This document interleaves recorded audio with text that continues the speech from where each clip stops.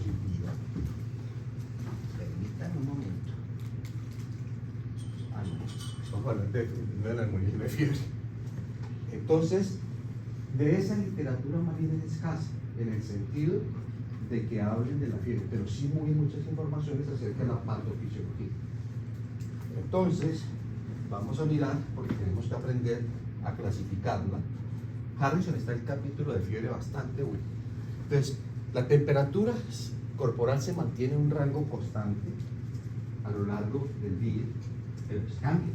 Tiene un ciclo circadiano como lo tiene la tensión arterial, y a pesar de que la parte ambiental puede intervenir, hay un centro termorregulatorio que vamos a discutir un poquito, y esto hace que ese control va no solamente a determinar si hay o no fiebre, sino que va a haber unas manifestaciones que son adjuntas, que son producidas por ese mismo centro regulador, que fundamentalmente va a ser disminuir la producción de calor a nivel del músculo y del hígado, y producir disipación de la fiebre a través de donde usted respira y vasodilatación en la piel. O sea que eso son las cosas que vamos a tener en consideración.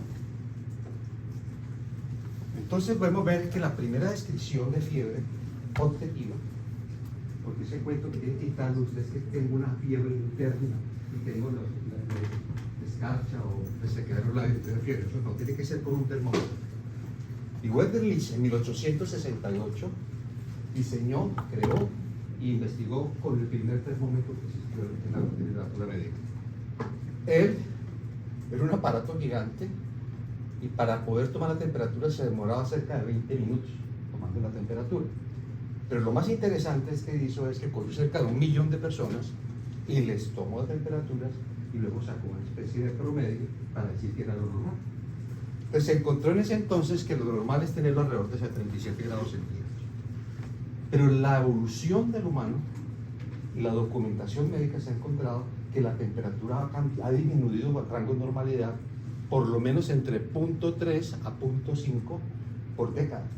De tal manera que hoy en día, uno haciendo esa parte, podemos decir que lo normal de temperatura de 36.3 y 36.5 grados centígrados.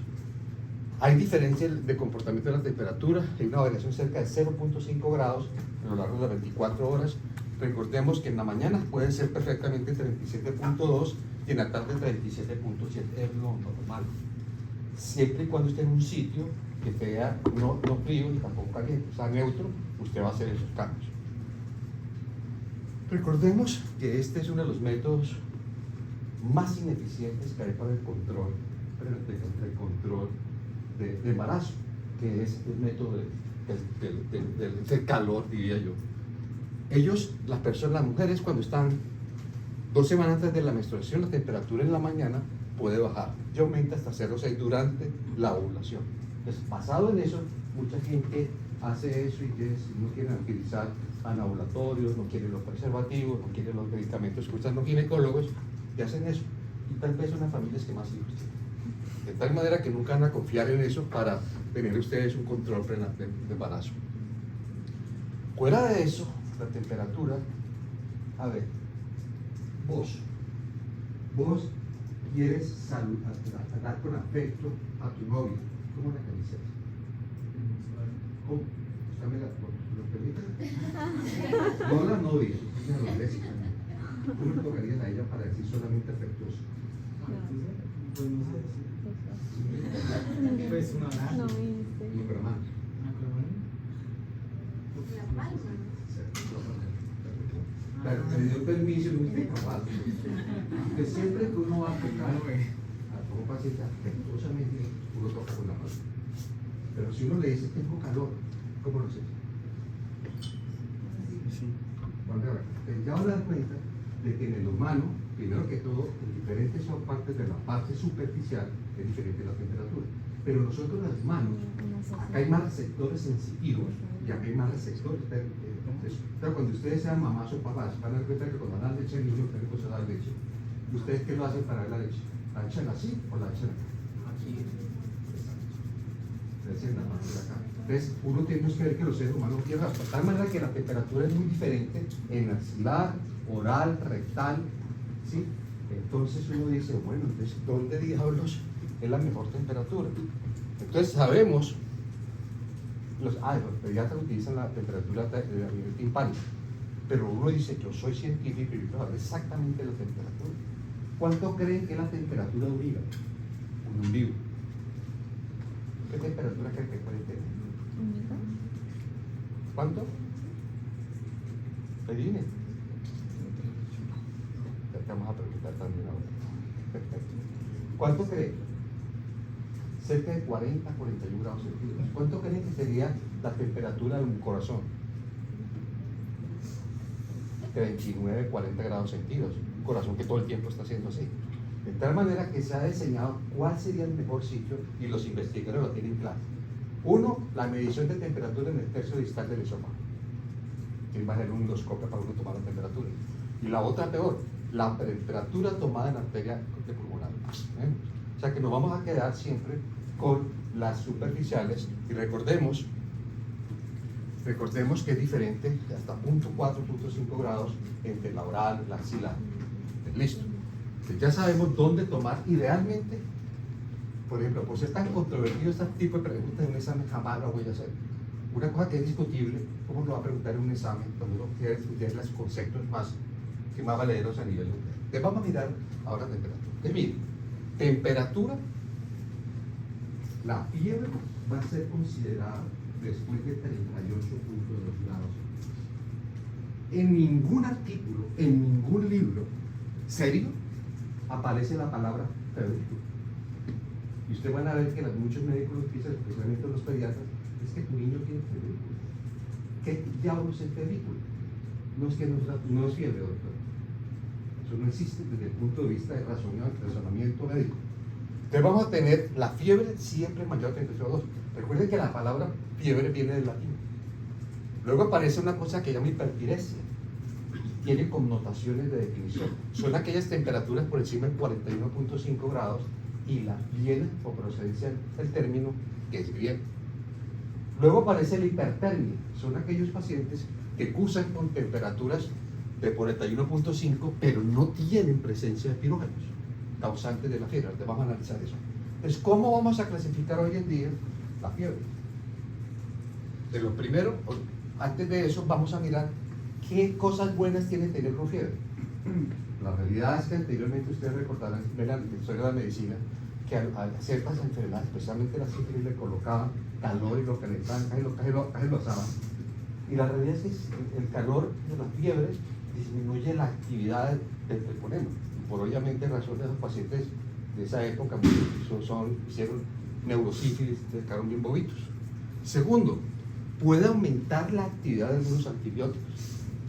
Tercero, ese sí me parece muy importante. Si yo tengo un paciente que está en unidad de cuidados intensivos y hace una sepsis, si es diferente el pronóstico en aquellos pacientes que hacen temperatura alta que los que no hacen temperatura. Los que hacen no temperatura, teniendo criterios de sepsis, tienen mayor mortalidad. Entonces, quiere decir que la fiebre en última también tiene algunos aspectos de eso. ¿Qué tiene de malo tener la temperatura alta?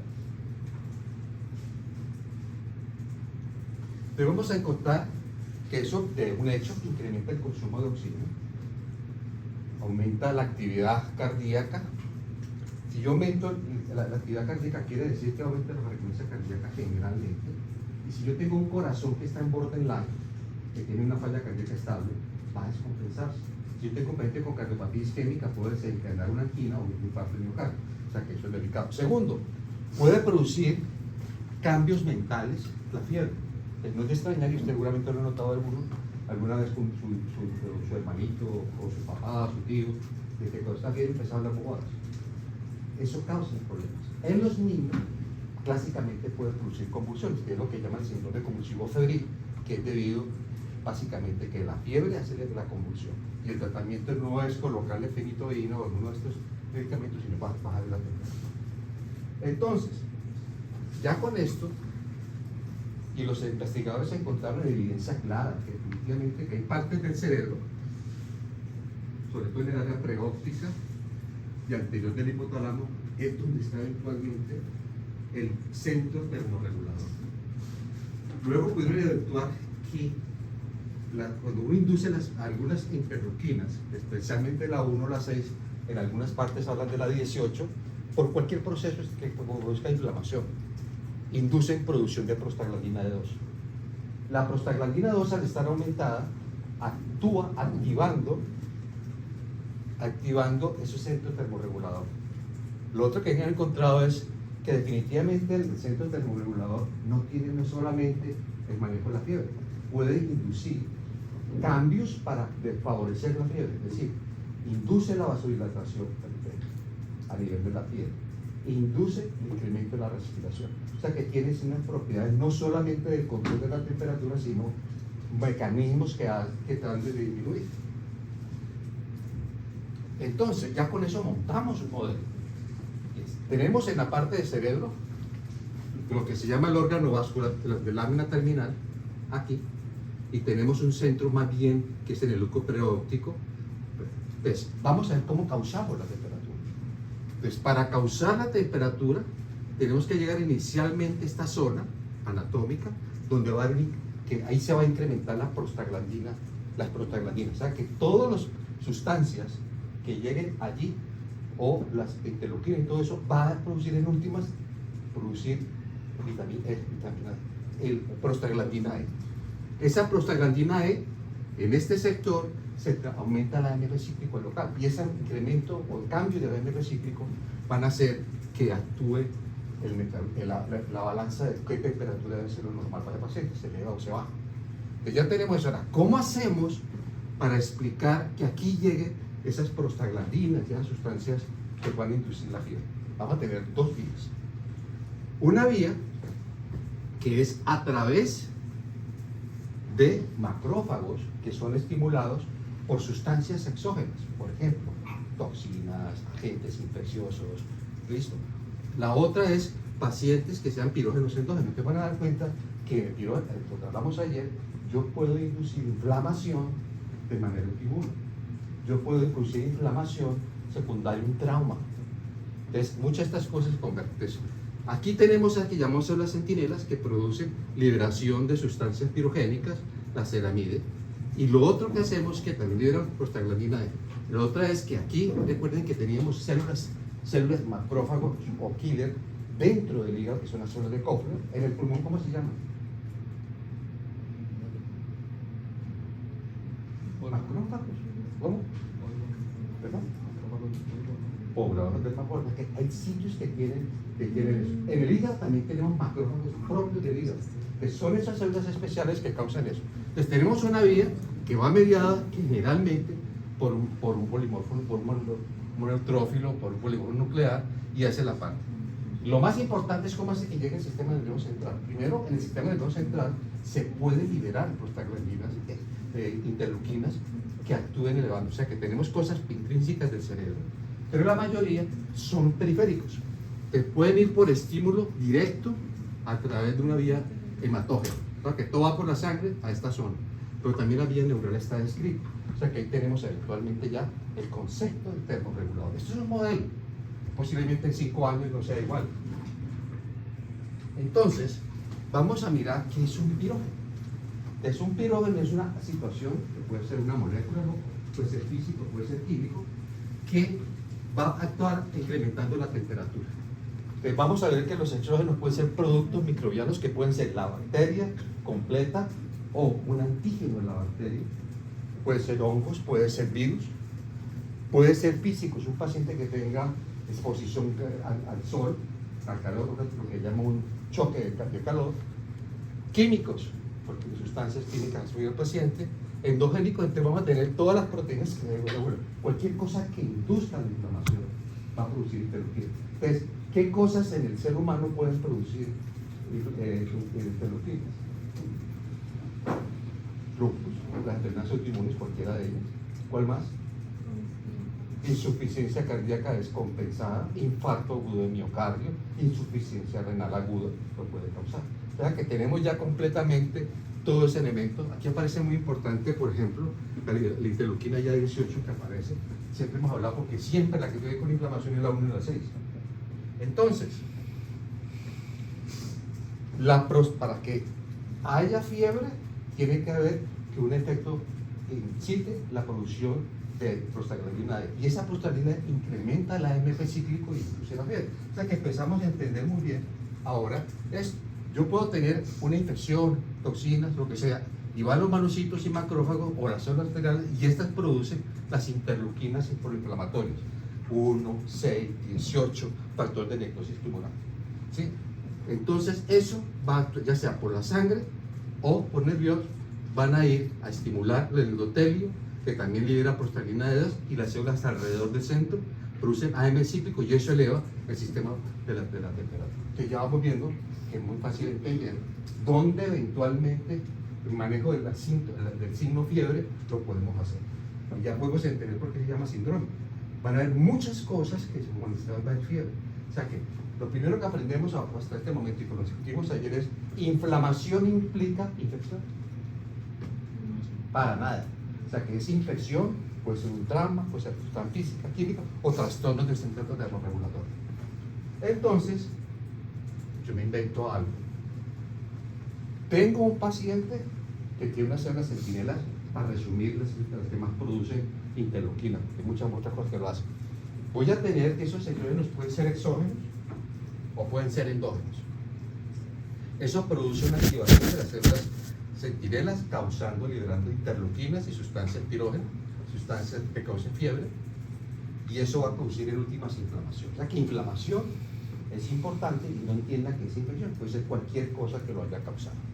¿Eso qué va a hacer? Pues será producir interleuquinas que van por una vía hematógena, una vía neurogénica, y van a actuar en el centro del termorregulador y van a producir fiebre. Pero resulta que yo puedo tener fiebre de dos maneras. Si sin pirógenos, que es la hipertermia, puedo producir hiperpiresia, que puede ser con pirógenos, exógenos, o también en causas sin pirógenos, que es temperatura mayor de 41.5. Y lo más importante es que hay otras cosas que pueden producir, por ejemplo, una enfermedad endocrinológica que produzca fiebre. ¿Cuál cree que puede ser? ¿Qué tal el paciente que tiene los ojos así abiertos?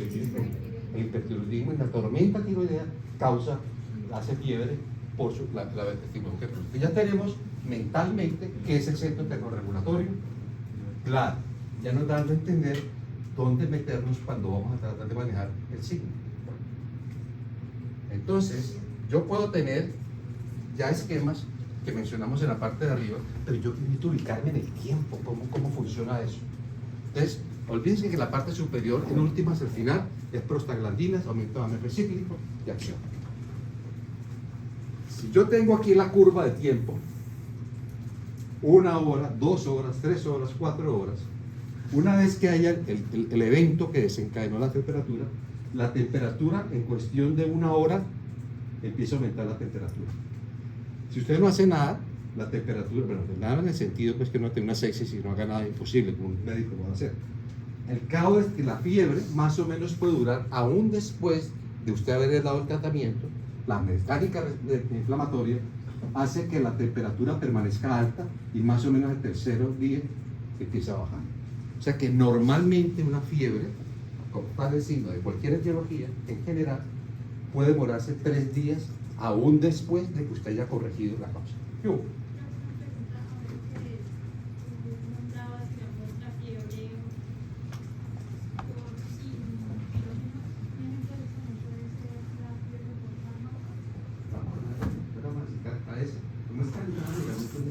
Vamos a ver las 4 cosas.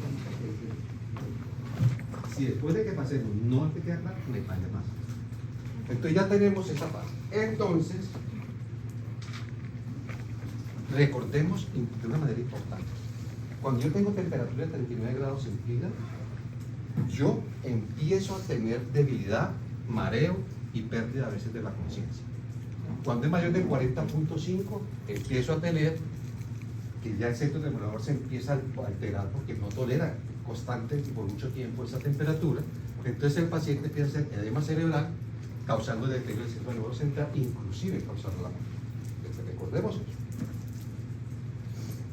Entonces, las causas que pueden producir fiebre, que serían las causas de hipertermia, tenemos esto. podemos clasificarlas como el choque de calor, drogas induciendo y unos síndromes específicos como el síndrome neuroeléctrico maligno que los psiquiatras les mueve el mundo, porque son a ellos que generalmente les aparece el paciente. Tenemos el síndrome serotoninérgico, el hipertermia maligna y algunas endocrinopatías como hablamos de la ferrocrinomatosis. ¿Lo ha visto? ¿Queda claro? ¿Satisfecha? Entonces, ¿qué pasa con un paciente que tenga impulso de calor? Impulso de calor es un paciente que lo puede hacer cualquier individuo que esté sometido a altas temperaturas. Por ejemplo, aún aquí en Cali, que esté usted en la piscina y no se hidrata y está en un calor, para temperaturas que deben estar, yo creo que Cali está hoy más o menos 34, 36 grados, está viviendo. ¿Listo? Entonces, ¿qué sucede con eso? Se va a producir un desbalance entre los mecanismos termorregulatorios, especialmente en el momento de escasez de agua. Y en el momento que usted esté deshidratadito, le va a dar más duro. Alto ambiente húmedo. ¿Cuál es el sitio donde hay ambiente húmedo alto? Bogotá, Tunja, Santa Marta, Cartagena, Cali. Santa Marta, Cartagena, que está más al lado del mar realmente. Entonces estos pacientes, al hacer eso, van a producir todo un fenómeno que tiene en patofisiología. El paciente, lo primero que hace cuando hace la fiesta es que hace vasodilatación, que es lo que trata el termorregulador de corregir. ¿Listo? Segundo, empieza a sudar, a perder por allá, pero está perdiendo líquido de manera notable. Entonces, si usted, el paciente, se deshidrata, el CO2 va inicialmente, o más bien la volemia se disminuye. Eso va a causar disminución de la presión sanguínea y eso en última va a producir toda la manifestación de como ser un efecto de bajo gasto. Segundo, si la temperatura aumenta más de 40,5, la temperatura dentro del cerebro incrementa igual, por supuesto. Eso va a producir una serie de alteraciones que al final pueden causar alteraciones de conciencia, como dijimos, o la muerte. Pero miren que ahí en ningún momento se ha documentado un pirómano. No lo hay. Luego tenemos el caso de hipertermia maligna. Este es un caso muy bonito, muy interesante, y es que son pacientes que es una entidad potencialmente letal, y siempre se escribió, y eso le da miedo a los anestesiólogos. Otro, entonces, eran pacientes que tenían generalmente un defecto genético a riesgo. Unos pacientes, otros no lo tenían, y que básicamente alteran el transporte del calcio en el sarcolema de los músculos. ¿Listo? Entonces, ahora en estos pacientes, unos anestésicos claramente los detectaron que ya no se usan, que básicamente eran en su entonces el alotano, el eflurano y el isoflurane, y algunos relajantes musculares lo podían hacer. O sea que estos pacientes, cuando se exponían a esa situación, hacían que se rompiera el sarcólogo y se liberara el calcio. Y si usted libera el calcio, va a producir primero un gran consumo de energía, que es la que causa la temperatura, produce acidosis láctica, va a producir vasodilatación y va a producir hipotensión, va a ser una disminución, una deficiencia de oxígeno muy alta, y eso en última va a traducirse en más hipercalemia y el paciente es. Entonces, si ustedes tienen este cuento así, ¿cuál sería la manera de uno pensar en esta posibilidad?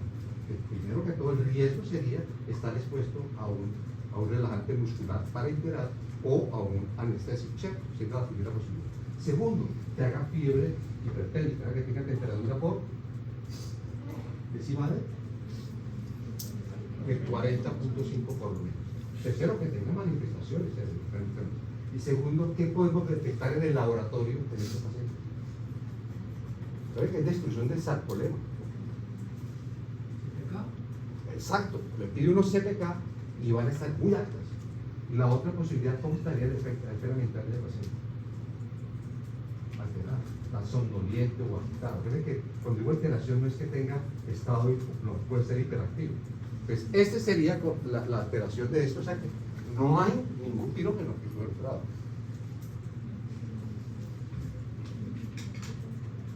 Luego tenemos el síndrome neuroeléctrico maligno. ¿Quién serían pacientes que más están a riesgo de producir un golpe de calor. ¿Qué pacientes? Pues de pronto los indigentes y una persona sana con sería. ¿Qué se le ocurre a ustedes?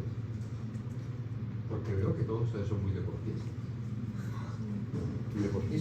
¿Qué tipo de deporte? El clásico son ¿quién?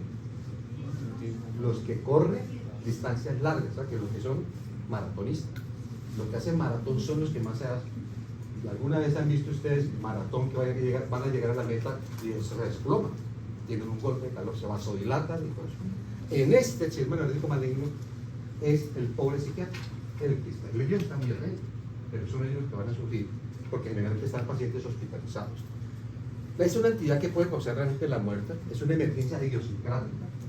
Cuando digo idiosincrática, quiere decir que no hay una causa específica de riesgo para el paciente, puede ser en cualquier persona que lo tenga. La primera grupo de drogas que mostraron es uno de los antipsicóticos. Los antipsicóticos es una cantidad. Anteriormente la napolidol por excelencia, pero ya podemos ver que existen otros medicamentos que lo pueden hacer.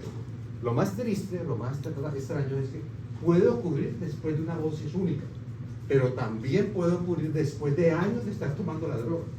Es lo que uno le llama, si uno lo entiende de esa manera, esto es un efecto de intoxicación, ¿no?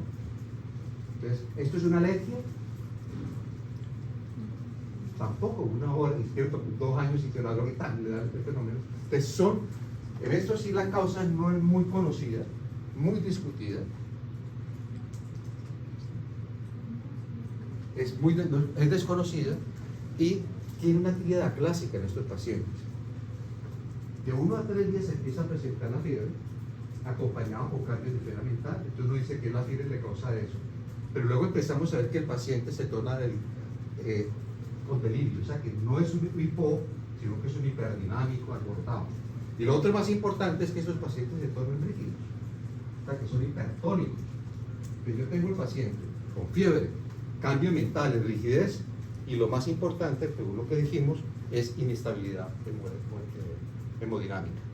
Existen clasificaciones leves, moderadas, severas, y aquí básicamente tenemos algunas cosas que permiten el manejo.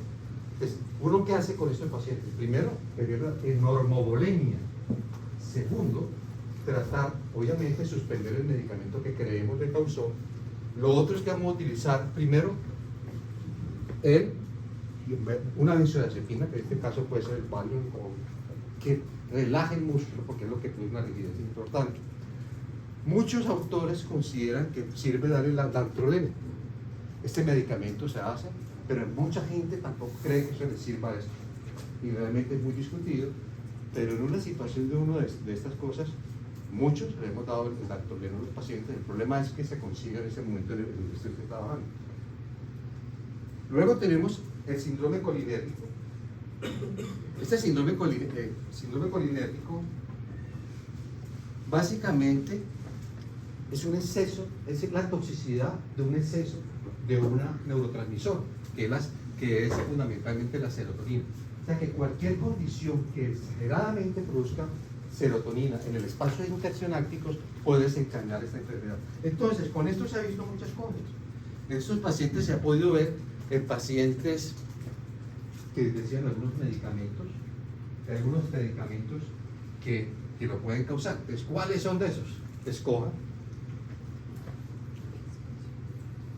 Entonces vamos a dar cuenta que uno de los que más eventualmente son los antidepresivos, porque todos los antidepresivos tienden a elevar el nivel de serotonina, porque supuestamente eleva. Entonces, si usted uno de los tóxicos como causa de envenenamiento o accidente o intento suicida es con el uso básicamente con amitriptilina, la otra que la timidicloramina lo utiliza. Entonces tenemos no solamente la droga antidepresiva, sino cualquiera de este tipo de cosas. Lo más grave es cuando usted tiene un paciente que reciba el antidepresivo y reciba otro medicamento, o sea, se potencializa el efecto y el paciente le va a ir mal. ¿Cuál es la manera de tratamiento inicial con los pacientes? Estos sí hay que darle tratamiento, suspender el medicamento. Estos no si estoy viviendo 3 años o 2 años, como no, usted le atrae inmediatamente el cuadro hipertérmico. Ya tenemos golpe de calor. ¿Cuál más? Más durito. Neurolético maligno. Serotonínico. ¿Contraseña? Entonces, ya tenemos, para recordar realmente la fiebre sin pirógeno. Pero vamos a tratar de mirar, bueno, realmente la fiebre, ¿cómo daña el organismo? ¿Qué es lo que le causa en un tiempo? Vamos a tratar grandemente las cosas. Entonces, vamos a mirar qué le hace la fiebre a una célula. ¿Qué hace la célula? Primero que todo, produce alteración y difusión de la membrana celular y difusión del núcleo. Produce alteración o estimulación de todos los mecanismos excitotóxicos, denaturaliza todas las proteínas y, por último, muerte celular. Entonces, usted es una celulita que hace parte de los tejidos, ¿cierto? Entonces, ¿qué le hacen a los tejidos? Entonces, en el tejido vamos a encontrar que hay una estimulación muchísima de citoquinas, hay una respuesta inflamatoria, hay estasis vascular por vasodilatación, hay una gran extravasación y el paciente puede producir edemas. Pero ¿qué le hace? Muchos tejidos van a formar realmente órganos y va a producir de tal manera que cuando uno mira esto, el compromiso del paciente que tenga estos, la fiebre en general va a ser una manifestación global de todo el organismo. Entonces va a producir efectos sistémicos que se parecieran como una endotoxemia y el paciente con eso, si no solucionamos la causa, puede eventualmente morir por la fiebre. Entonces vamos a mirar algunas cositas que producen. Miren lo que produce el golpe de calor. La mortalidad de estas cosas es hasta un 64%. Es altísimo. Y por eso es importante que los que hacen deporte en el sol sean muy cuidadosos con la hidratación y protegerse un poquito, que casi siempre andan con camisetica y estas cosas, pero protegerse. ¿Qué produce en el tracto gastrointestinal el tener la fiebre? Va a producir alteración del endotelio, del epitelio intestinal. Y digo, disfunción del endotelio, memoria, disbiosis intestinal. Si hay disbiosis intestinal, es decir, que pierde la actividad de barrera intestinal, que se pierde la fertilidad, y aquí están llenos ustedes de bacterias, algunas de ellas son bacterias normales. ¿Qué pasa? Se produce bacteria, o a veces no se entra la bacteria, sino que la bacteria produce transmisión. ¿Qué hace a nivel renal? Curiosamente, por cada 2 grados que se incremente, el paciente va a disminuir la filtración glomerular. ¿Qué hacen a nivel cardiovascular? En la fase aguda, inicialmente puede producir hipotensión y el corazón va a tener hipercardia. Por eso es que existen 2 cosas importantes con la temperatura. 2 cosas interesantes. En condiciones normales, por cada incremento de 1 grado de temperatura, se aumentan 10 latidos por minuto de la frecuencia cardíaca. Eso todo el mundo lo sabemos. Y hay otro que es que pacientes que tengan fiebre y tengan frecuencias cardíacas normales, dentro de las causas infecciosas que vamos a mencionar ahora, hay una que se comporta así, una disociación temperatura-frecuencia cardíaca, que es la fiebre tifoidea. Eso es un dato que decimos nosotros a ver de la fiebre y la frecuencia cardíaca. Entonces, importante, el tratamiento de la fiebre son 3 cosas básicas. No se queden con la fiebre es la bala que salió disparada. ¿Qué fue el que disparó? ¿Quién lo disparó y de qué manera se disparó? Entonces, lo primero que tenemos que hacer es tratar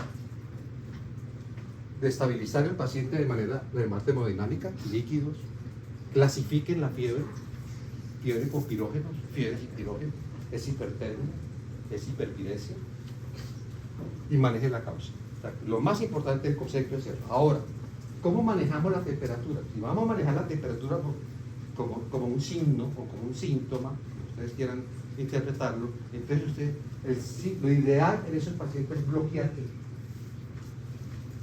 ¿Qué bloquearemos? Es una droga que bloquee la prostaglandina, ¿cierto? Eso es muy caro, sería una cosa para eso. La otra posibilidad es impedir el incremento de ¿qué? De la interleuquina de la prostaglandina? Entonces, todo va a ser en el sentido de uno bloquear la formación de la prostaglandina del paciente. Entonces, ahí vamos a utilizar medicamentos antipiréticos que actúen bloqueando esa parte. Entonces, lo primero que encontramos es que el acetaminofén, ese por excelencia inhibe la ciclooxigenasa y por eso pues, sirve como antipirético, tiene un efecto analgésico, pero no tiene ningún efecto antiinflamatorio. Entonces, ¿qué hace con eso? El problema que el acetaminofén no entra muy apropiadamente dentro del cerebro. Usted dice, no serviría. Resulta que en el cerebro el acetaminofén lo transforman las células y lo transforman en una droga, es decir, que el cerebro tendría como una predroga, hacen un cambio y esa sí entra y actúa inhibiendo la formación de la prostaglandina. Entonces la acetaminofén es excelente. La aspirina y todos los antiinflamatorios no esteroideos, todos son muy buenos, igual que el acetaminofén. Esa sí actúa directamente impidiendo la formación de la prostaglandina. Luego tenemos el glucocorticoides, porque recuerden que el glucocorticoide, usted toma eso y te vuelves contento. No sé los efectos colaterales terribles que tiene, pero uno de ellos es que para la fiebre, y lo para por dos mecanismos diferentes. Uno, inhibiendo la actividad de la fosfolipasa 2, la cual es necesaria para la formación de prostaglandina. Y la otra es bloquea la transcripción de mRNA. Se actúa de varias maneras. Por eso es tan excelente el uso de esteroides. Entonces ya tenemos eso. Entonces, pero recordemos, esto es para tratar el síndrome. El enfoque clínico debe ser estabilicen el paciente, lo primero, clasifíquenlo y quiten la posible causa. Entonces ahí ya nos entendemos. Entonces, en algunos comestos podemos decir que si yo tengo que el paciente, es como cuando uno está en los días del día de las velitas. Me toco mucho porque el día de las velitas, ¿quién no le prende velitas? Oh, prendemos velitas. Bueno, eso es el cumpleaños de mi mujer. Entonces uno da pilas con una defecta porque se ve problema. Entonces, hay muchas veces y pacientes, sobre todo, que tienen mentalidad de niño. Es que, doctor, a mí se me duele el dedo. Me duele el dedo. ¿Pero qué haces vos? No, pues es que yo le meto el dedo a la vez. Le dice, se agarra con el paciente psiquiátrico. No, es que la meto. Pues no metas el dedo una vez. Ay, sí, claro. Muchas veces hay ciertas características que hacen que es debido a un procedimiento que usted no puede hacer, no debe hacer. Entonces, si en la causa de una hipertermia, y sabemos que esa causa fue específicamente debido al uso de un antidepresivo, ese paciente de hora no lo volvés a dar un antidepresivo. Si el paciente hizo un síndrome, un golpe de calor, ya protegerte contra el calor, evitar eso, estar muy bien hidratada y ojalá no solamente con agua, ¿no? Que tenga agua con electrolitos. Entonces, cuando usted le dice, pues, yo quiero tomar agua con electrolitos, ¿qué bebida le manda? ¿Cuál? El suero casero, ¿cierto? Pero ahorita usted va a un gimnasio a hacer pesas, y ya le venden ¿qué? Electrolitos y además de eso, por ejemplo el Gatorade. ¿Ustedes alguna vez han visto la cantidad de glucosa que tiene eso? Entonces, si yo estoy bajando peso y voy al gimnasio y me zampo una cosa de Gatorade para reponer los electrolitos, me lo repone porque realmente es muy bueno. Por la cantidad de azúcar que tiene, pierden ustedes todas las calorías que ganaron, las calorías que perdió, y de pronto hasta mucho más. ¿Ustedes cuánto creen que tiene unas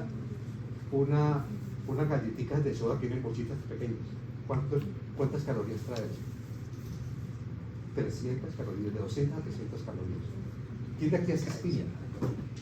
Bueno, spinning es mostrar la bicicleta estática y darle bailando con una profesora. Las profesoras son medio mentirosos porque ellos hacen el ejercicio y empiezan, y luego lo bajan. Algunos siguen dando de la bicicleta y más o menos la clase dura más de 45 minutos. Uno se baja, entonces todo el mundo se va a pesarse cuánto peso. Pierden por lo menos 2 kilos en la hueva. ¿Qué creen que fue lo que perdió? Agua. Por tema de agua. Entonces, ¿qué hace la persona? Come el agua y se come. Y esa sesión baja máximo entre 400 a 600 calorías. Máximo, haciéndola comer. Por eso todo el tiempo. El día que usted se orienta una cajita de galletitas o una Coca-Cola, no. Tenemos que ser conscientes con eso. Listo. Entonces vamos a mirar, ya tenemos la parte patofisiológica, vimos las excepciones, entonces vamos a tratar de ahora sí enfocar la fiebre, de acuerdo. Esto me lo inventé, pero creo que es buena invención. Vamos a mirar 3 escenarios. Escenario 1, escenario 2 y escenario 3. El escenario 1 es un paciente que está haciendo fiebre y usted, basado en la clínica, en los factores de riesgo, me refiero a antecedentes, enfermedad actual, examen físico, todas las cosas, usted claramente detecta en ese paciente que la causa de la fiebre es. Tiene una fiebre porque tiene una piodermitis aquí en la piel, en el brazo. Tiene una fiebre porque tiene neumonía. Tiene una fiebre porque tiene infección urinaria, claramente. Tiene fiebre porque tiene una meningitis aguda. Tiene fiebre porque tiene un síndrome diarreico y pasivo. Claramente usted la detecta. Entonces, basándose en esa manera, vamos a encontrar que tengo un paciente que tiene una clínica con un factor y hay un diagnóstico claro que la causa de la fiebre es eso. Ya sabe que esta fiebre, le hacemos un plan diagnóstico, es una infección urinaria, ¿qué le pediría? ¿Le pedimos uno? ¿Qué le piden? Están tímidos. ¿Qué le pediríamos? Un urocultivo o un uroanálisis y un urocultivo, ¿cierto? Ya lo miren. Y yo quiero buscar si tiene respuesta inflamatoria para cumplir los criterios de exercicio que van ustedes posiblemente a discutir. Entonces yo le pedí un hemograma, a ver si leucocitosis, y si el paciente lo ve muy malito, pedí unos gases arteriales. Ya se tiene sepsis. Y el plan de terapéutica que hacemos, a ese paciente le coloco compresas frías en la frente, ¿o qué hago? Le colocamos un antibiótico que creemos que sea sensible a la bacteria que tenga la paciente. ¿Listo? Ya con esto queda claro, ¿sí o no? Queda claro. Entonces, importante que tengan esto claro porque el siguiente escenario es lo que se llama el síndrome febril agudo. Y lo vamos a colocar porque una de las revisiones muy buenas, y yo se les mandé, es el síndrome febril en Colombia. ¿Cómo enfocar el síndrome febril en Colombia? Entonces, lo primero que todo, vamos a definir.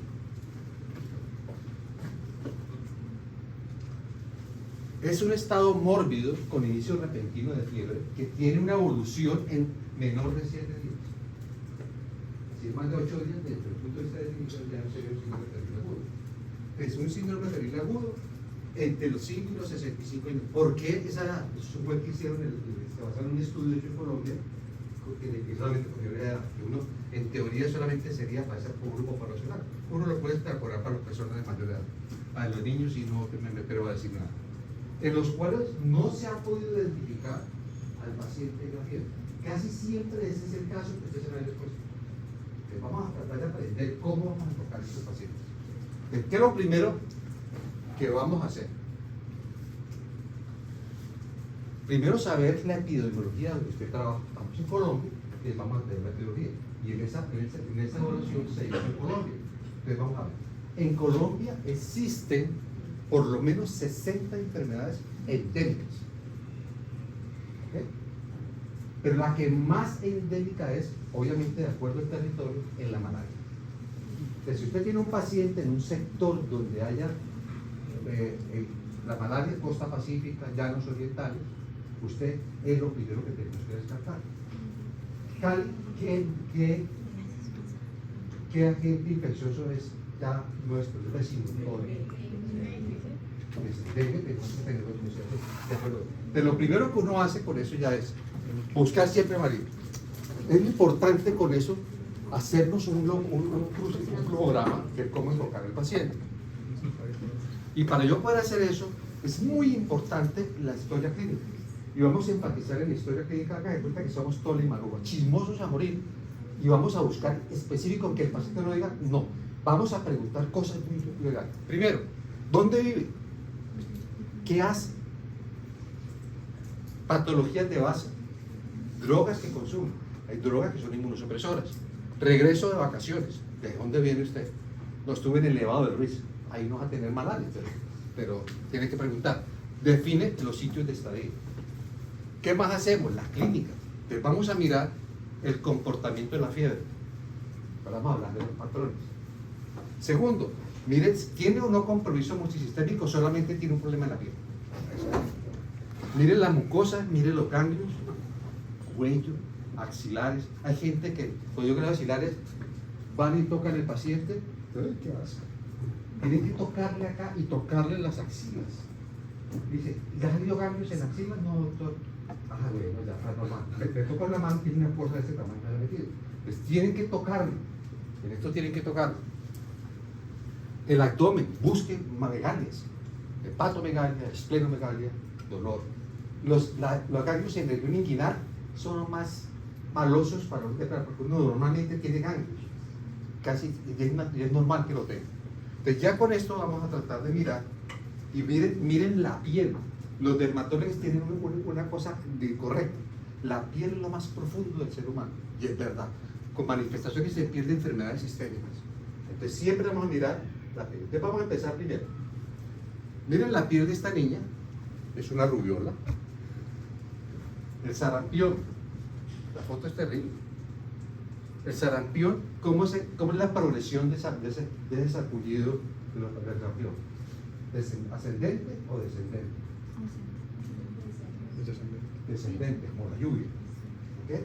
Entonces miramos en eso. Y pues, coge el tronco, el cuello y toda la extensión, es decir, es generalizado. Y eso favorece el diagnóstico de sarampión. Entonces, ¿qué factor de riesgo ustedes buscarían? ¿Qué factor de riesgo buscarían en un paciente que tiene, sospecha usted que tiene sarampión? Aquí hagan de cuenta que usted es la abuelita. Yo la abuelita. ¿Qué es lo que le dicen a los nietos? Tú eres de acuerdo con quién estás. ¿Cómo es el dicho que dicen ellos? Dime con quién andas. ¿Está usted con un paciente que tenga sarampión? Y la gente no pregunta, preguntamos. Ha estado en sitios de habido muchos niños, preguntando.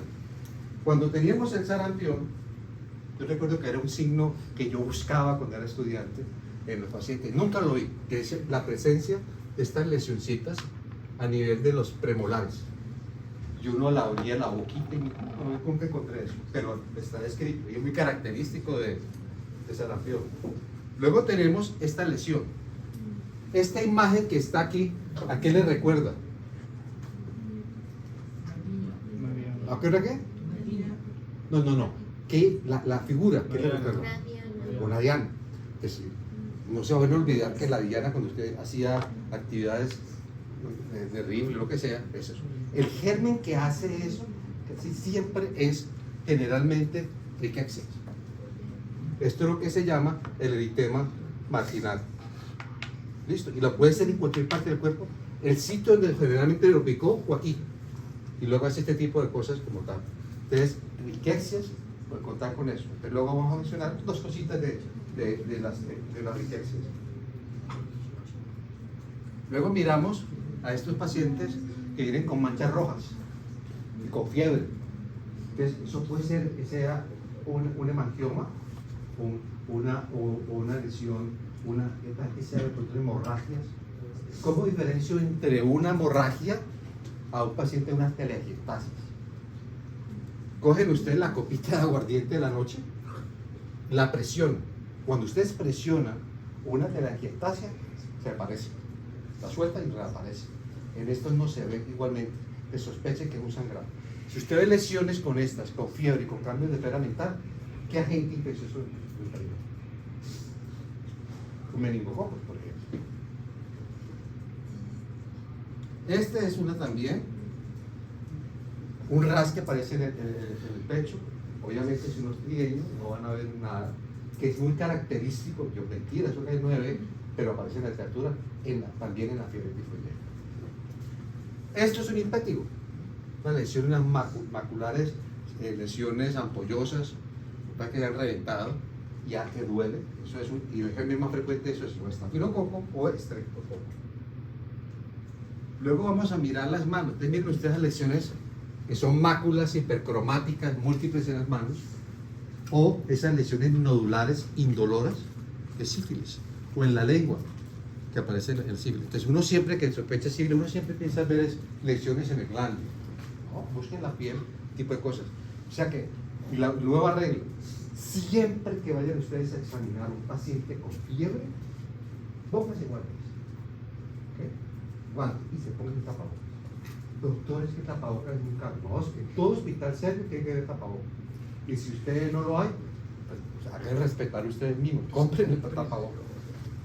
Esta mañana, no ayer, tuve una paciente que llegó con una ropa de marca, cadenas de oro, un reloj muy bonito, y viene, pues claro, por otra cosa, iba a salir a la próxima semana, se iba para Estados Unidos a los parques, y le dije, ¿usted por qué suspendió un medicamento antiestrés, un ansiolítico que tenía? No, doctor, es que eso es muy caro, casi me sale 200,000 pesos el tratamiento por un mes. Yo le dije que hablar, pero es que no me la quieren dar. Dije, ¿cuánto que no la toman? No, ya la suspendí hace más de un año. Una paciente con un trastorno, con pánico, ansioso, tremendo. Dije, señora, me perdona usted que sea tan atrevido, pero usted es un irresponsable. ¿Por qué, doctor? Usted se va a ir ahorita para la Florida. Yo le calculo que su viaje se va a gastar entre 3 a 4 millones de baratos. Lo cual es lo que van a gastar allá. Sí, doctor. ¿Cómo no vas a comprarte tus medicamentos para tu propia salud? Es decir, uno tiene que cuidarse. Ay, sí, doctor, si me lo dice de esa manera, ahora voy a comprar el medicamento. Y mi mamá se va para el psiquiatra para que la vea, porque hacía 3 años no iba a ver. Luego tenemos algo importante que ustedes tienen que empezar a aprender, es el fondo de... esta piel. Esta lesión, que es una lesión ulcerada con un fondo necrótico. Esto no es un nuche. Esto es lo que se llama el tema gangrenosa, que la arteria característica de la pseudomonas. Puede ser en cualquier parte del cuerpo. Aquí, por ejemplo, está en la mano, y este es en cualquier parte del tórax, del tronco.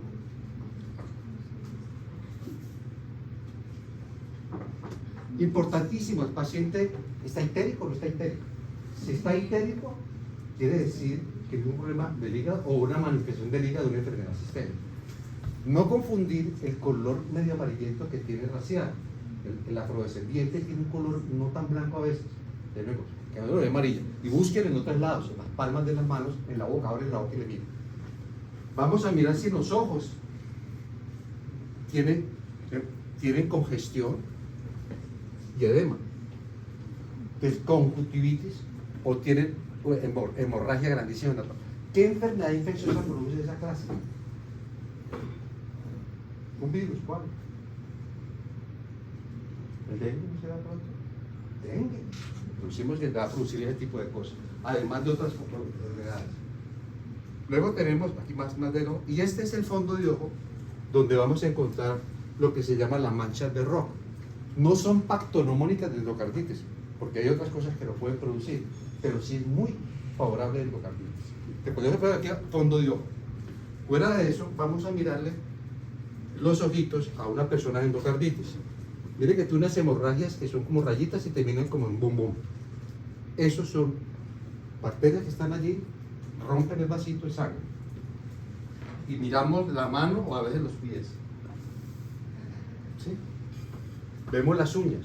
Entonces, mire que estas hemorragias, que es lo que llaman hemorragias en astilla, son hemorragias, cuando se infecciona la endocarditis, la hemorragia empieza de la base hacia arriba y más o menos respetan la parte distal.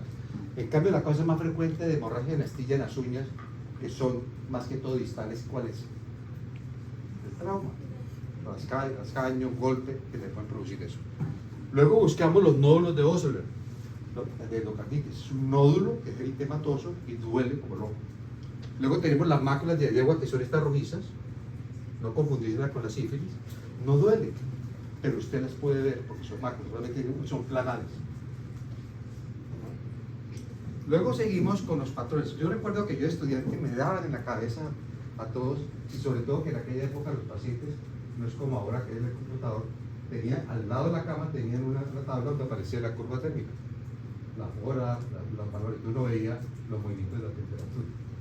Entonces uno tenía que era una fiebre continua, que tenía ese tipo, una fiebre remitente, alta, baja, una fiebre intermitente, una fiebre periódica, una fiebre recurrente. La más importante que uno debe tener lo que llama la fiebre de Perl-Einstein, que es una fiebre que el paciente hace episodios de fiebre que duran 2 o 3 semanas, 1 o 2 semanas sin fiebre y reaparece. recuerda mucho, eventualmente, a lo que es la fiebre de un dromedario. Eso es muy característico, no lo único, de un cáncer. ¿Qué tipo de cáncer? Linfoma. ¿Tiene un linfoma? Usted busca eso. Fuera de eso, como aquí la malaria entonces aparecía, la Plasmodium vivar hacía lo que llaman la terciaria simple, que es muy característica, mire que cada 24 se hacía, y se aumentaba cuando se le rompía el eritrocito y salía más y te hacían fiebre. Luego tenemos la falciparum, que es lo que llama una terciaria maligna, es decir, hace las fiebres pero luego se continúa todo el tiempo. Luego tenemos la cuaternaria, que era la malaria. Eso le dan a uno, digamos, por ejemplo, a uno de ustedes, por ejemplo, a vos, te da fiebre, ¿qué es eso? No, pues me tomo un doble. Pero de entrada, toma un doble, blancas, esos factores se van al carajo cuando ustedes le están dando un antiinflamatorio o acetaminofén. Entonces, pero se pierde. Por ejemplo, fue gravísimo y sigue siendo grave y están pagando las consecuencias. Es cuando los pacientes de la costa pacífica le daba fiebre, lo primero que hacían es tomar acetaminofén y tomar cloroquina. Una vez. Hoy en día, la malaria que más se ve en Colombia es vivas y falciparum. El vivas hay resistencia a la cloroquina. En falciparum 100% de resistencia, ya que no sirve ninguna darle cloroquina a la falciparum. Vamos a ver cuáles son los medicamentos para él.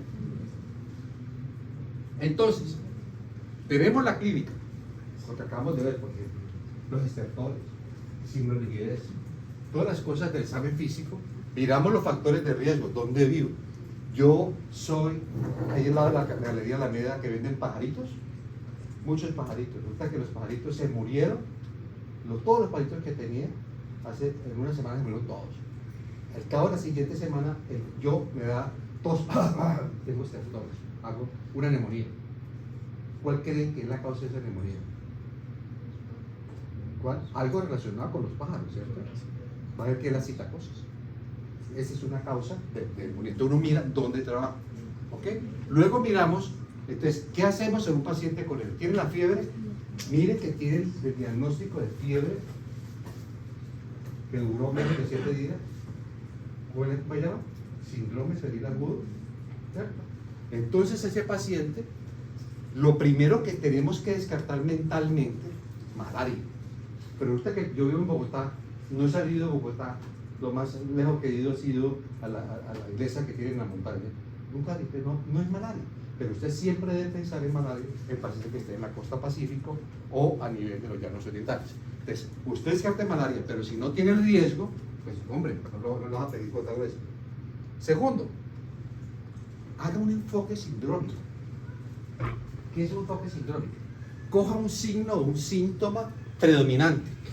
Escojamos primero el de que tiene exantemas, lesiones en la piel.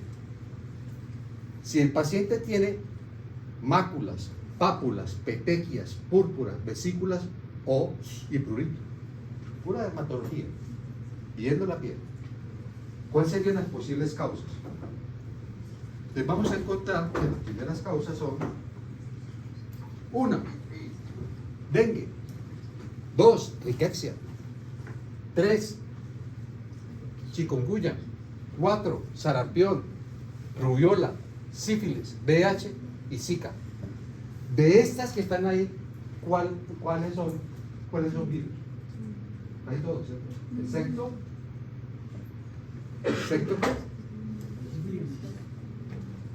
la leptospira.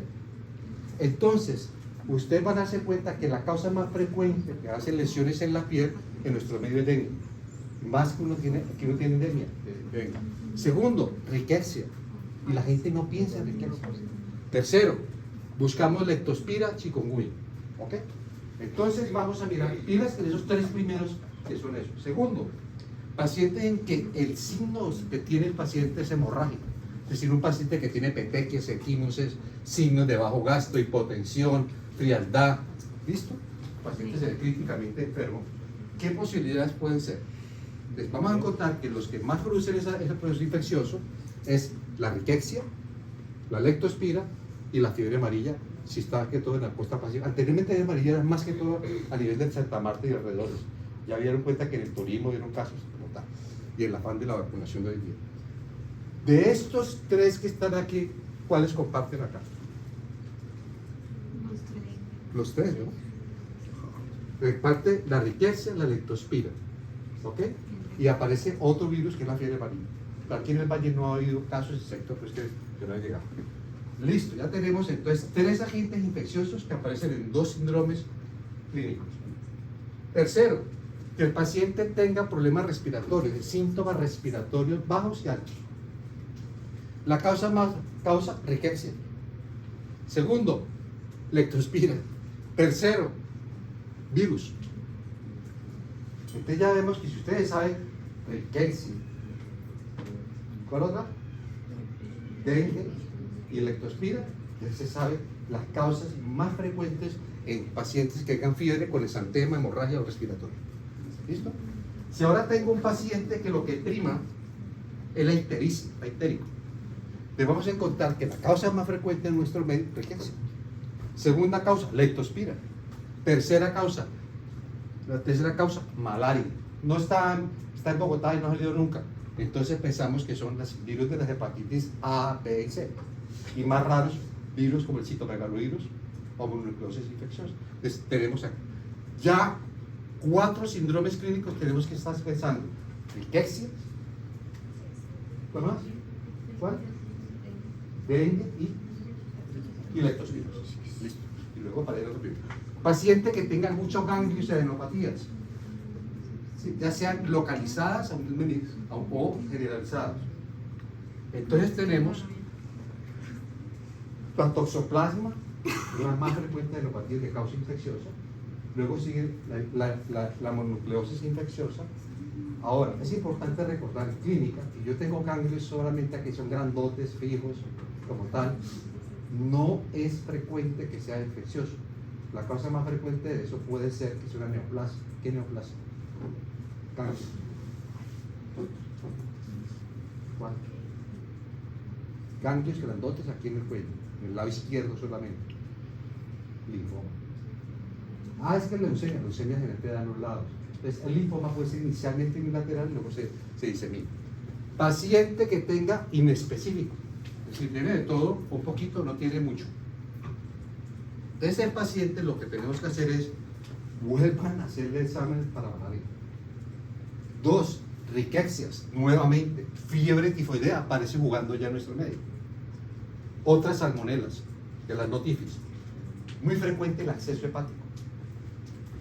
Paciente con dengue, chikungunya y zika. Si ustedes hacen esto, les garantizo que ustedes le pegan al diagnóstico bastante serio. ¿Listo? Pero escribe que eso es una guía claramente basada en clínica.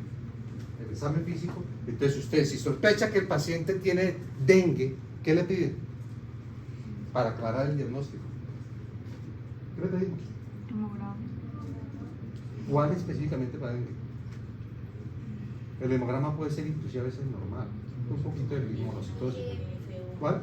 Le pedimos inmunoglobulina, anticuerpos contra dengue, IgG, y la otra la proteína NS1. Entonces, si el paciente lo que tiene es una riqueza, hay anticuerpos para riquezas algunas en nuestro medio, no en todas partes la base. ¿Qué hacemos para sospechar leptospira? Tenemos anticuerpos IgG y IgM para leptospira. Van a ver que cuando tenemos leptospira tenemos algunas discusiones médicas bien interesantes, porque cuando uno tiene un paciente con fiebre y tiene falla multisistémica se llama la enfermedad de Weill y ese paciente le puede ir muy mal.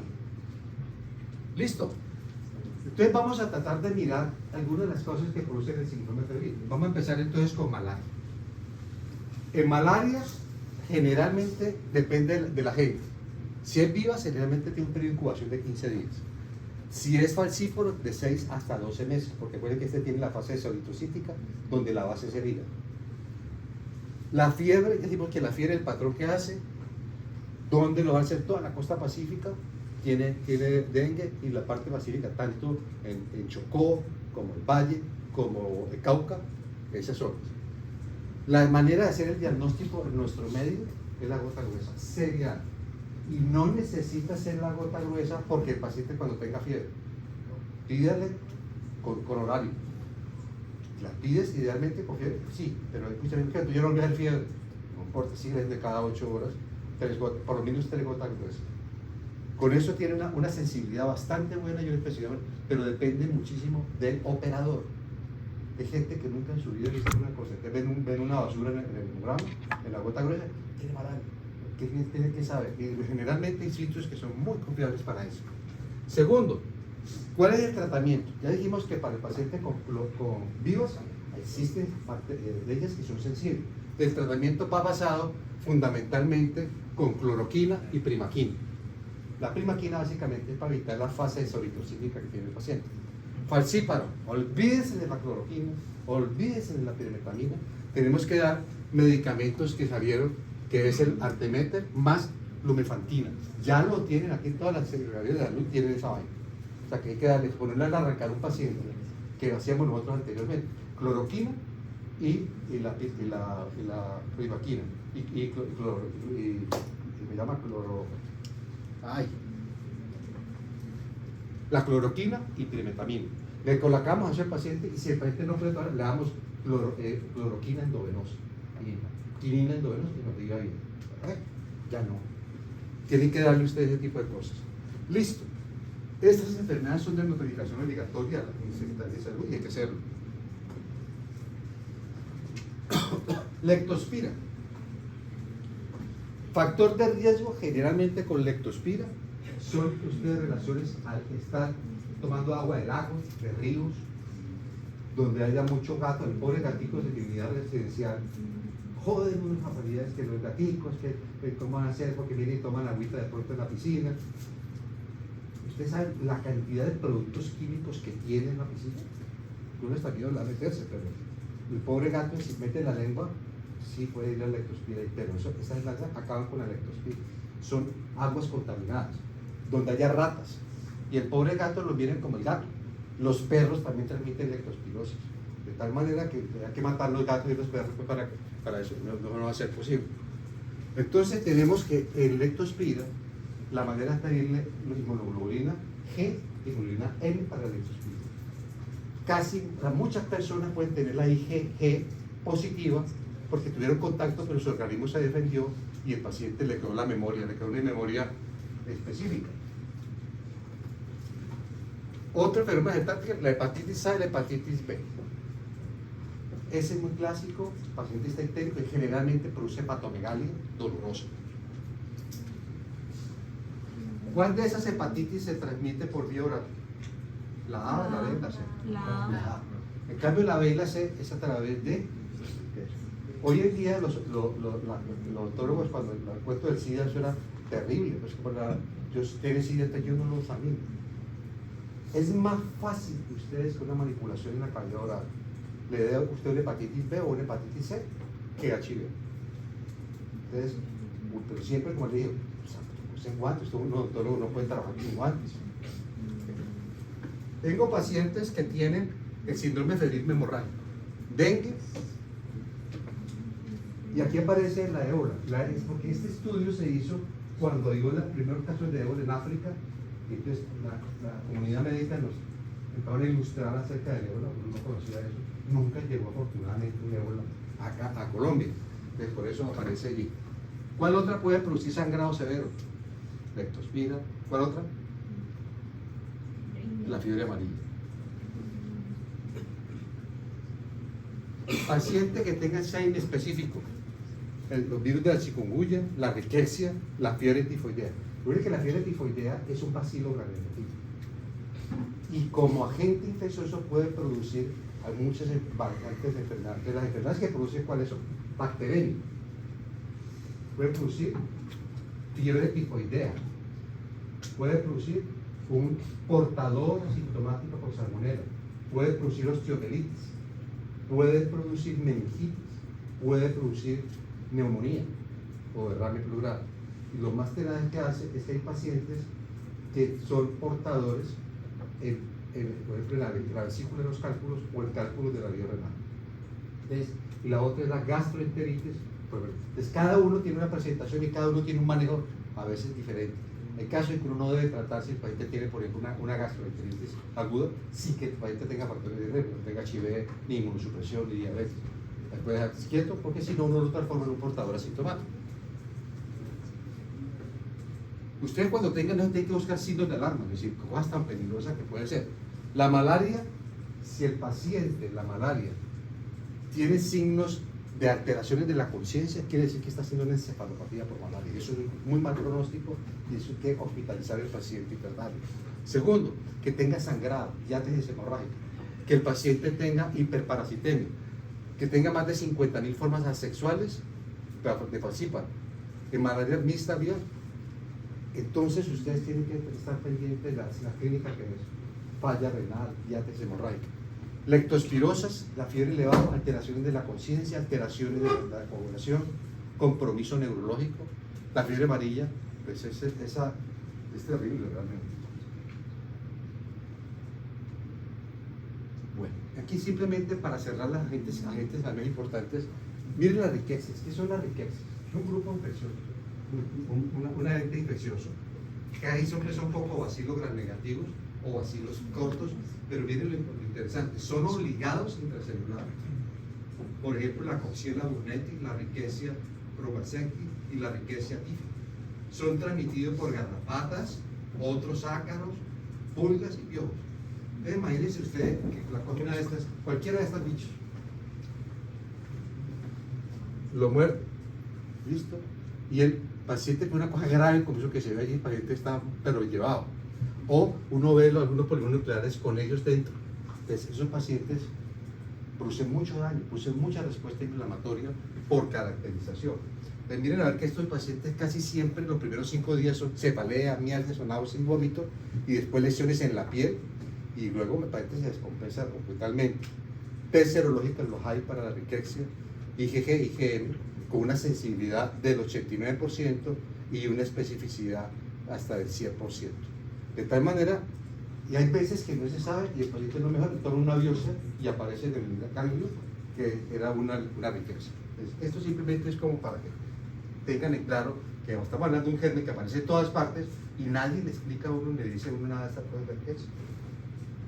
Entonces, si ustedes no se hagan preparados a hacer un programa de como esto que acabo de enseñar, van a tener problemas. Y ya todo el mundo sabe que es importante tenerlo, entonces háganlo, listo. Pero entonces vamos a mirar que el síndrome febril agudo, en nuestro medio ya advertimos que había más de 60 agentes infecciosos que son endémicos en Colombia.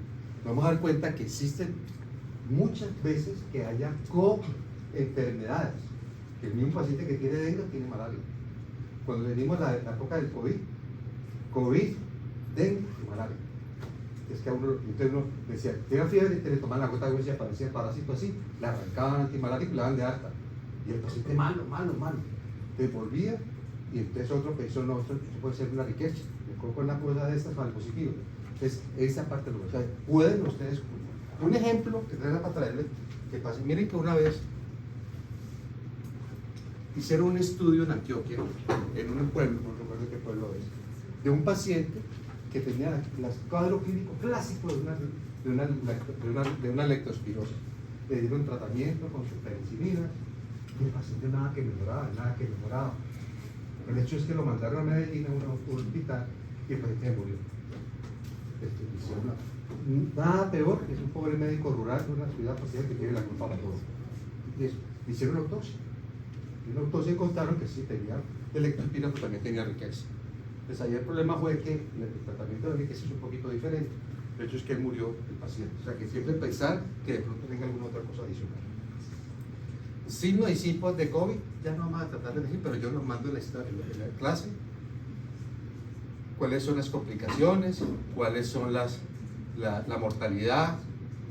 El compromiso de estos pacientes.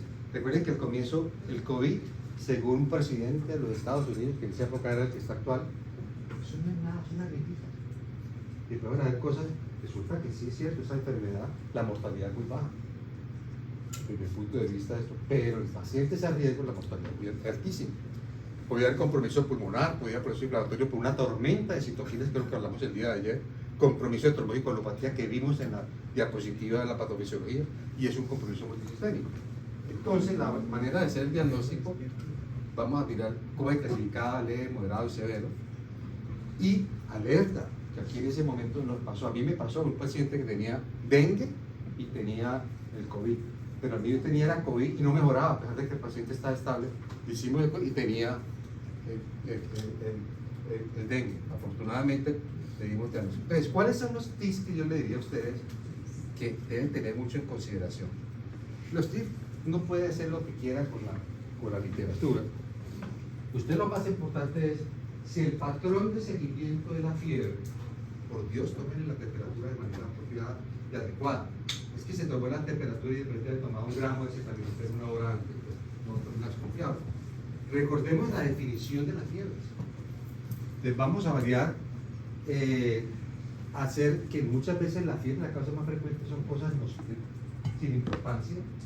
Uno tenemos que ser muy artista para uno mirar a qué paciente le hago muchos exámenes y a qué paciente simplemente observación. Eso ya lo va a hacer usted con su clima. Vamos a mirar causas no infecciones en fiebres muy altas. Todo paciente con temperatura por encima de 40.5 sospeche, además de las más frecuentes que son las infecciosas, las causas que no tengan pirógeno, de hipertinesia, de hipertermia maligna, todas estas cositas. Ser cuidadoso en el control de la fiebre en sepsis.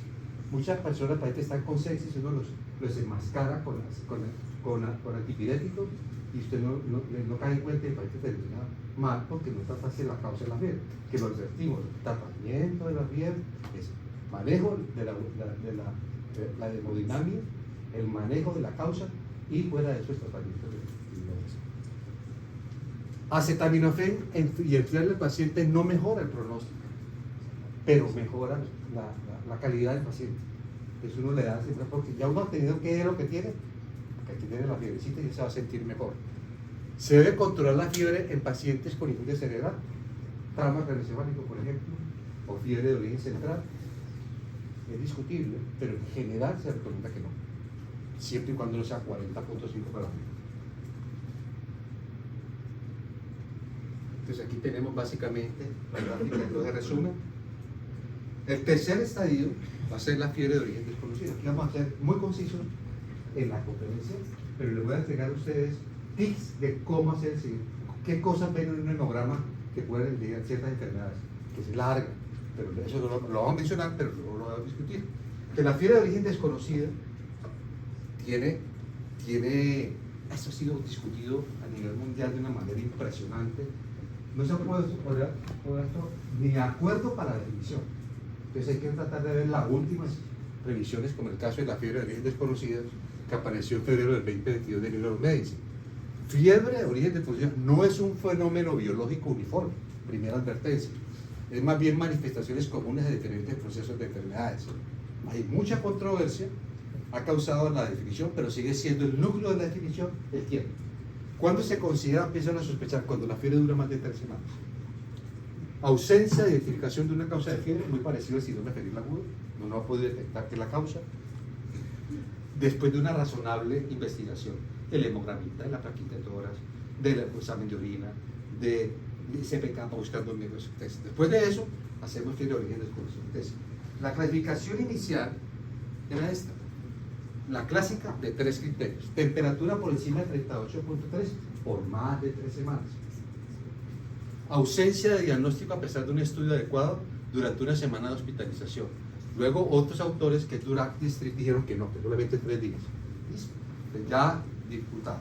Y luego resultó un grupo que decía es que la fiebre desconocida no puede ser manejada igual a esta que tiene HIV, a este que tiene inmunosupresión, a este que tiene leucopenia. Es verdad. Entonces cambiaron definiciones para cada una de ellas. ¿Sí? Cada uno de ellas tiene fiebre en pacientes con VIH, pacientes nosocomiales, pacientes con neutropenia y pacientes con fiebre quizás recurrente. Entonces ahí tienes, las definiciones son completamente diferentes. Entonces vamos a darnos cuenta que existen muchas causas de fiebre de origen desconocido, que cumplen los criterios, más de 3 meses. Entonces yo les coloco este listado, que no lo aprende nadie. empezamos a mirar cuáles son las causas más frecuentes de fiebre de origen desconocido.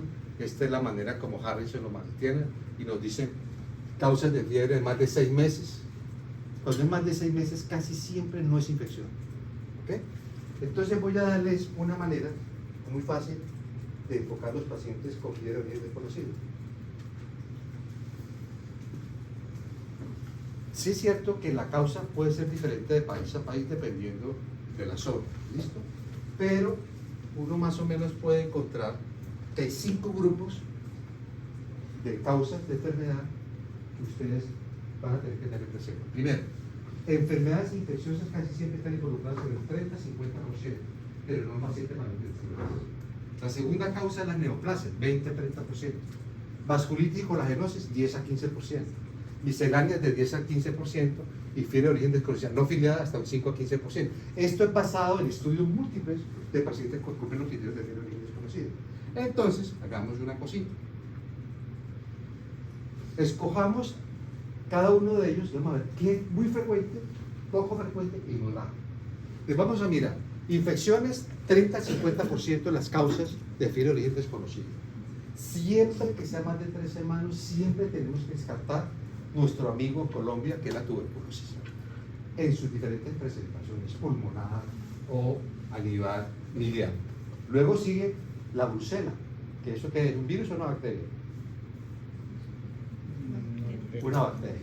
Luego vamos a mirar la fiebre Q. Es muy común. Incomunes, accesos intraabdominales. Por eso es cuando uno ya con medicina interna llega un paciente con fiebre de más de 3 semanas y todo, y uno lo primero que debe preguntar: ¿usted ha sido operado? Sí, doctor, me operaron de una histerectomía.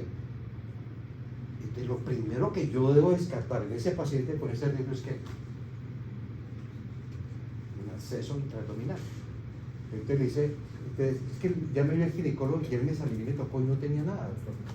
Y lo manda para que le estudie la fiebre. Y le hacen una simple ecografía o una escalografía de abdomen, tiene ya su acceso a la retina. Entonces, siempre miramos las causas, los factores de riesgo que tiene el paciente.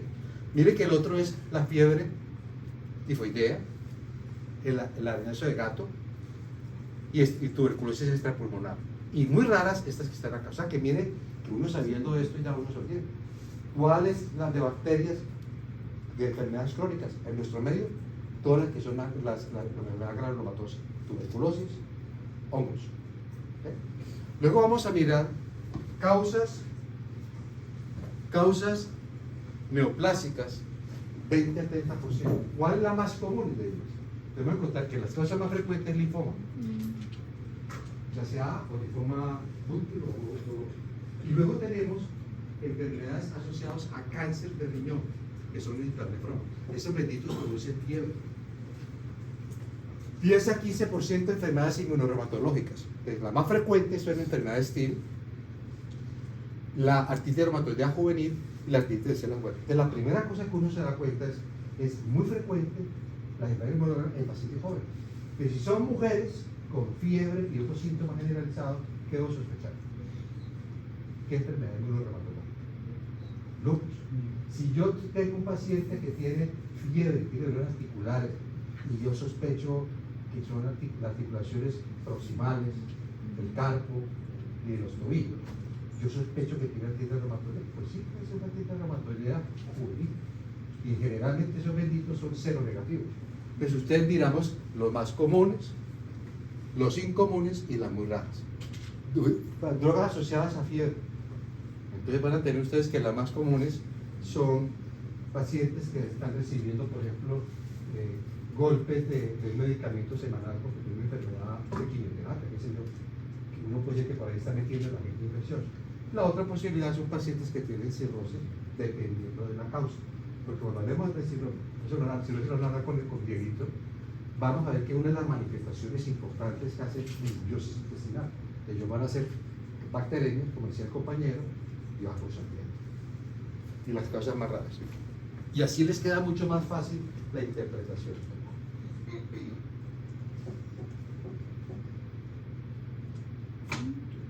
Entonces, ¿cómo nos aproximamos a un paciente que tenga fiebre de origen desconocido?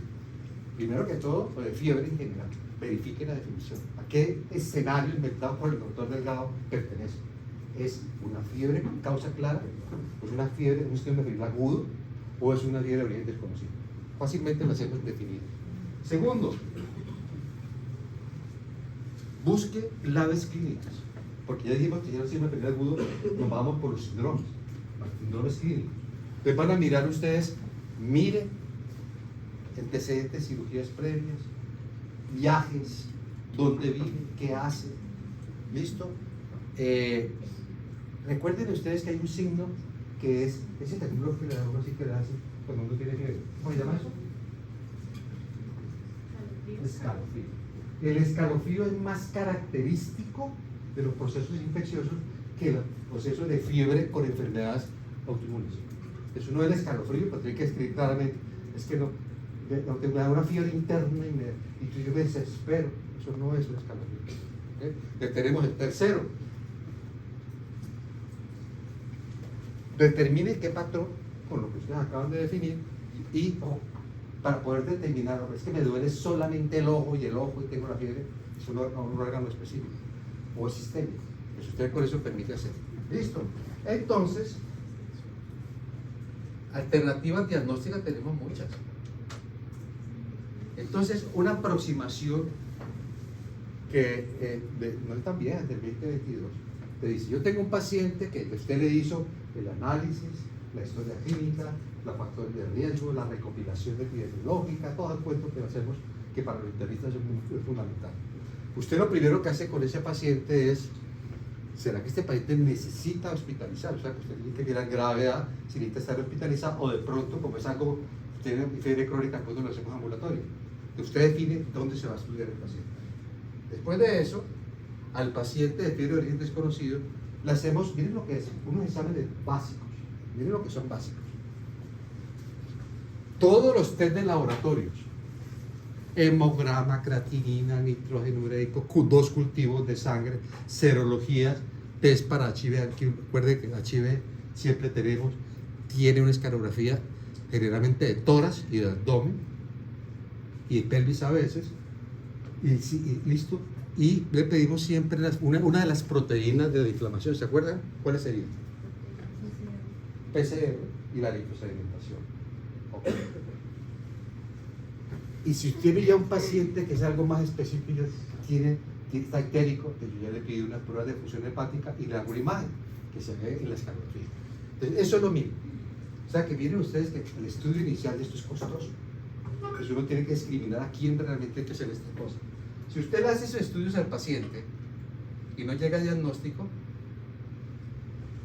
usted tiene que hacer más cosas. Reevalúe el paciente, reconsidere una fiebre ficticia.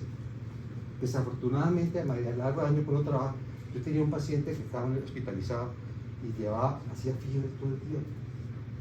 Y hicimos escanografía y todo, estaba en la residencia, escanografía, lo examinábamos, todo. Lo único que faltó hacer una cosa.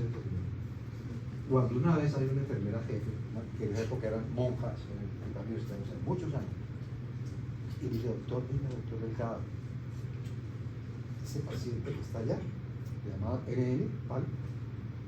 Lo hemos cogido cada vez cuando vamos a tomar los signos vitales, él coge el termómetro y lo prueba.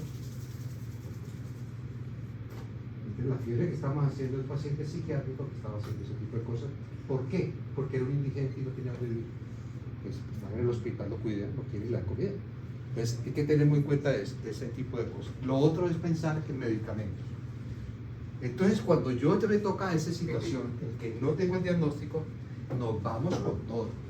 Estos pacientes podemos hacer un estudio que determine si hay pronto a conglomeración de leucocitos en una zona particular o metástasis. Entonces uno debe utilizar escanografía, gamografía, podemos utilizar marcadores tumorales, podemos colocar positrones, el PET. Es que hay muchas cosas. Y ahí sí le pasa a uno hasta el infinito. Entonces,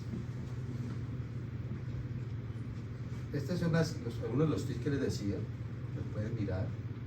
Entonces, test para sospechar infecciones, realmente tenemos de todo. Partimos de test serológicos, proteínas, la PCR en la cadena, ¿sí? En la cadena tenemos hacemos nuestros pacientes, cultivos, hacemos cultivos. Entonces tenemos muchas cosas que podemos hacer. Lo que hay que mirar es que a veces algunos agentes infecciosos en nuestro medio no es disponible hacer las cosas. Ya tenemos, por ejemplo, en diarreas, ¿qué virus fue el que le causó? De manera con PCR, ¿qué virus es el que está haciendo?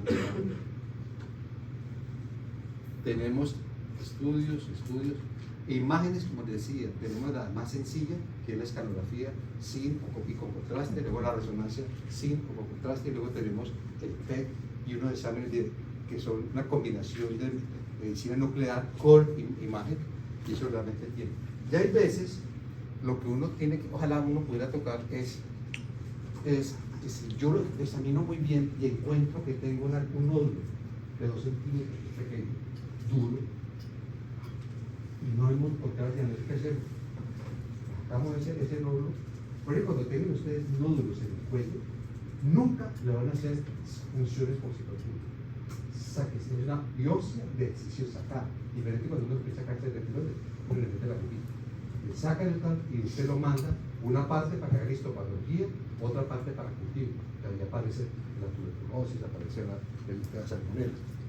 Entonces, para causas tenemos de todo. Hoy en día tenemos marcadores tumorales a todos, de origen de riñón, de origen de ovario, de origen de colon, de todo, o sea que uno puede elegir. Como que, por ejemplo, el penocancerinario, mucho para el cáncer de hígado, el CA19 es cáncer de ovarios, CA125 también para ovario, y así. Y para el hombre, la próstata, ¿cuál tenemos? ¿Cuál? El antígeno prostático, que puede ser libre o puede ser de otra manera. O sea, que tenemos mucho. Hay que saber directamente elegir porque son muy costosos, pero uno los tiene que pedir.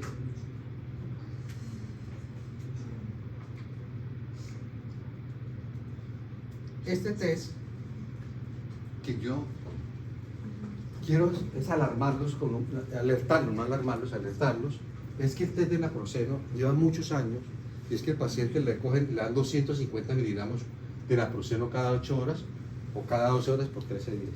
Si la fiebre es debido a cáncer, generalmente desaparece la fiebre, le quita uno y reaparece la fiebre. ¿Listo? Porque si no, recuerden que tiene un efecto antipirético. Entonces siempre se tomaba como un test y le dan una importancia brutal. Pero cuando uno revisa la literatura, miren que esto es del año 2003, se encontró una revista que es la American Journal of Medicine, que es una revista muy seria, donde dice carencia de evidencia que el test de naproxeno tenga realmente sensibilidad o especificidad apropiada para cáncer. Eso no se debe pedir, pero la gente lo sigue pidiendo. Se quedaron con el 2003 para abajo. Recordemos que si al final uno hace y no encuentra diagnóstico, hay veces que hay que hacer biopsia. Es uno hace biopsia de médula ósea, hay veces biopsia del hígado. ¿Sí? Hay veces que hay pacientes que tienen un ganglio, ese ganglio va a dar el diagnóstico. Y hay veces, a pesar de todo eso, no aparece nada. Y es lo que aparece como fiebre de origen desconocido, no filiado. Aparece como un diagnóstico y lo es.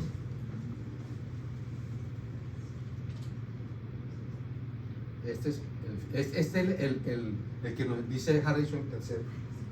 Lo traigo aquí con colación porque aquí te parecen mejores las diferentes posibilidades que uno tiene que hace el paciente, pero no cambia realmente.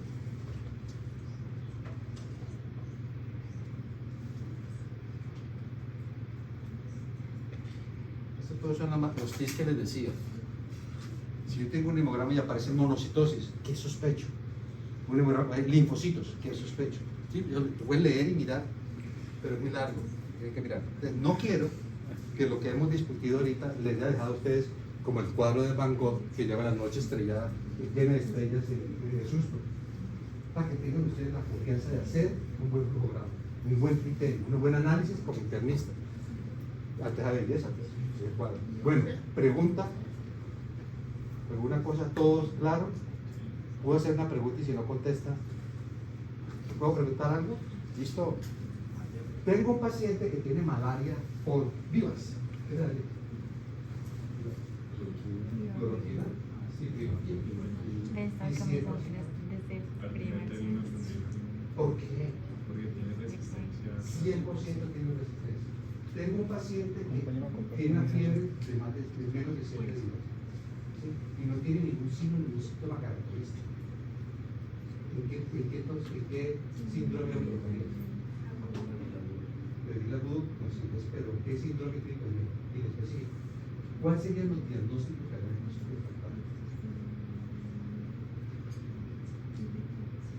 Infección del cuerpo. Una pista, dolor en el hipocondrio derecho. Dolor severo, no tiene ictericia, pero se pierde. ¿Cuál? ¿Qué acceso? Acceso hepático.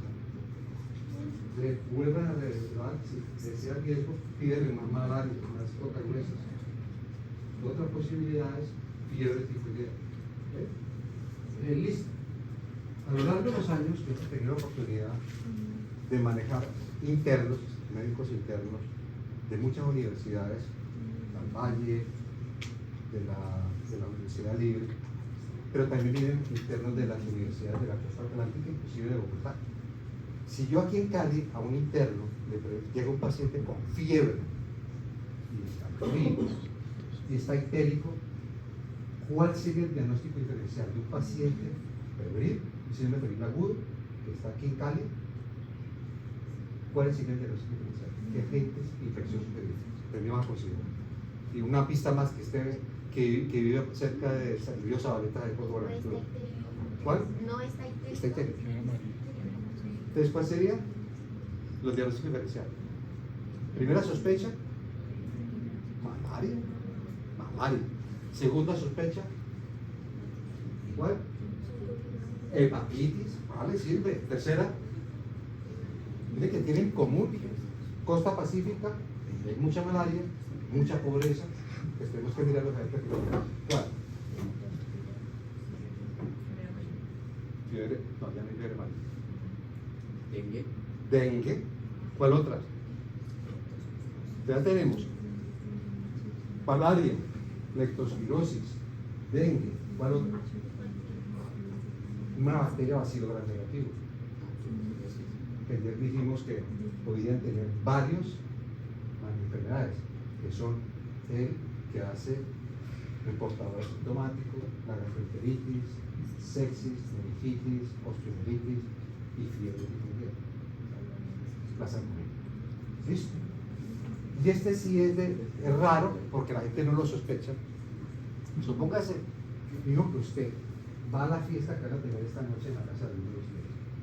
Generalmente los estudiantes cuando están en esta actividad académica pues no inspiran un mal pensamiento, están vestidos con ropa de la calle, pero cuando van a una reunión, ¿qué hacen las niñas? Se ponen bonitas, vestidos, son muy bien niños. Entonces usted tiene a una niña de estas y la vez cambia del cielo a la tierra. Entonces usted le salen las babas para olvidar a esa muchacha. Uno no dice nada. Espera. ¿Cuál es el otro agente infeccioso que está en la costa pacífica que hace el mismo cuadro, igual que la malaria, pero no es malaria? Y es un parásito. Y lo hay. Y cuando ven a las niñas, las babas por ahí, la babeciosis. Y hay que tenerlo en cuenta en la costa pacífica. De siempre. Pero cuando yo le preguntaba a un interno de aquí, de esta zona, decían eso. No hablaban de la babeciosis, se me olvidaba siempre decir que tifoidea en un sitio tan pobre como es eso. En cambio, si yo le preguntaba a un interno de la Universidad de Bogotá o de la costa atlántica, la primera causa es lo que tú dices, fiebre amarilla. Porque es el sector epidemiológico que ellos tienen. Y no les pasan por aquí la malaria. Porque realmente por eso es importante ver esto como un programa. Siempre miren la parte epidemiológica. ¿Listo? Bueno, son las 10 para las 4.